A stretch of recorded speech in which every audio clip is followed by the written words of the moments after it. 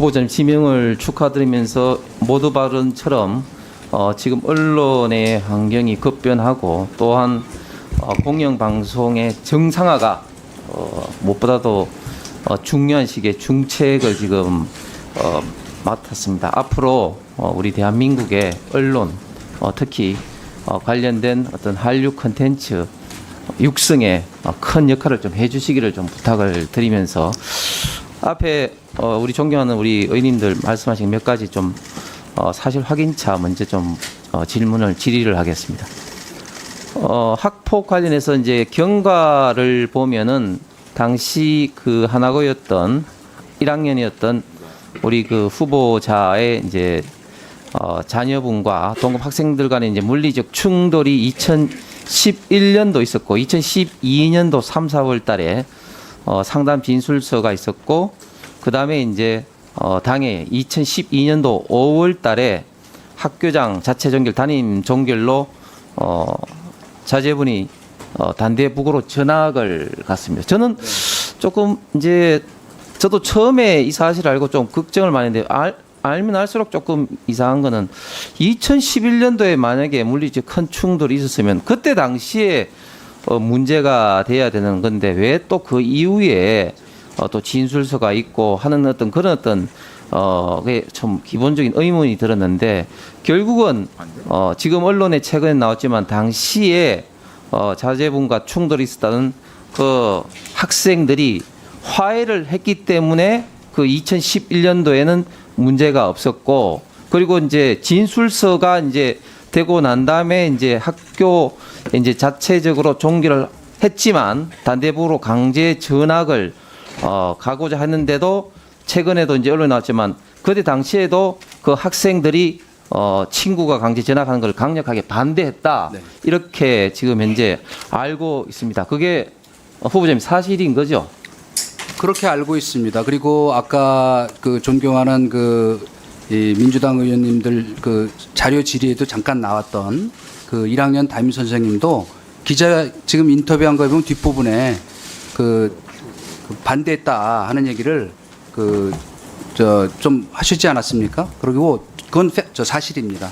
나중에 전학을 반대한 건 사실입니다. 2번이나 담임 선생님과 교장 선생님을 찾아와서 이거 우리가 원하는 바가 아니다. 우리끼리 다 화해가 끝났는데 왜 전학을 보내느냐고 읍소를 했다는 것이 2015년 청문회에 다른 선생님들 증언에 나와 있는 겁니다. 제 주장이 아니고. 예. 예, 민주당 그 의원님들 말씀하신 그 선생님도 그 자체가 사실이라고 이제 언론 보도를 이제 한 것이 이제 오늘 또 나온 것 같습니다. 네. 그리고 학폭위가 왜 개최가 안 됐느냐 이렇게 따지고 보니까 학교폭력법 개정이 2012년도 3월 21일 날 개정이 됐고 이제 4월 1일부터 시행이 됐기 때문에 사실은 그 이전에 하나고 자체에서도 이런 어떤 학폭위가 한 번도 개최된 사실이 없는 걸로 기록이 되고 예, 제도가 막 시행이 됐던 초기였기 때문에 그 학폭위를 구성한다고 하는 생각을 못했던 것이죠. 그리고 그 뒤에 제가 알기로는 6번인가 학폭위가 열렸습니다. 그 이후에 한 명도 학폭위 처벌받은 사람은 학생은 없었습니다. 다만 그 당시까지는 제도가 아직 정착이 안 됐었던 상황에서 당연히 학폭위가 구성이 그 이전에는 안 됐겠죠. 예. 그렇기 때문에 후보자가 뭐 압력을 행사해서 뭐 학폭위가 열리지 않도록 했다, 압력을 행사했다. 이거는 아무래도 사실이 좀 아닌 것 같습니다.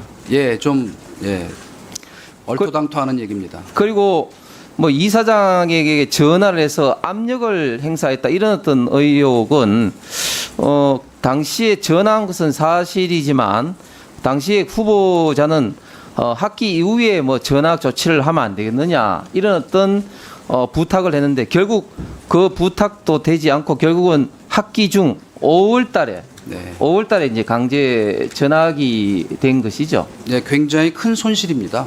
그 시스템을 아시는 분들은 금방 이해를 합니다. 무슨 말인지. 예.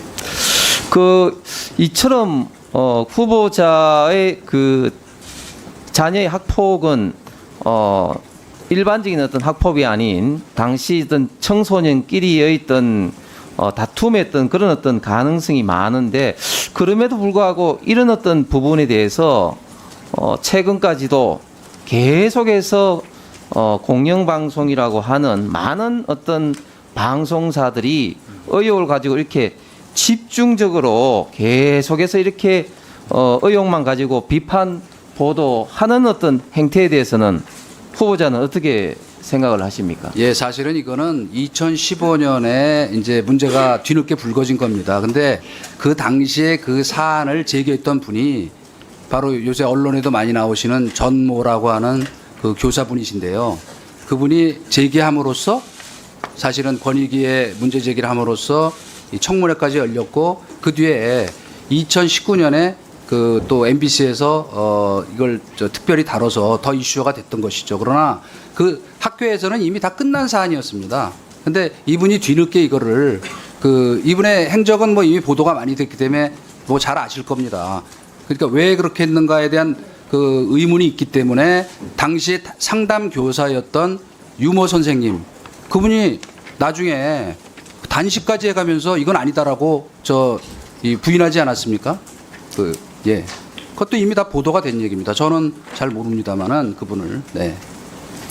예, 그리고 저는 그 후보자 내정설이 있을 때부터 너무 많은 어떤 공영방송이라든지 또 일부에서 비판을 지금 하는 것이 우리 후보자의 어떤 그런 어떤 상을 어떻게 보면 좀 너무 과대평가하는 것이 아니냐, 급락하는 것이 아니냐 이런 어떤 부정적인 보도가 너무 지금 많이 하고 있습니다. 거기에 대해서는 우리 후보자께서는 어떻게 생각을 하십니까? 예, 뭐 좀 송구스러울 만큼 과대평가해 주신다는 생각이 듭니다. 예, 앞으로 공영방송이라든지 관련된 어떤 법 제도 정비 이런 문제에 대해서는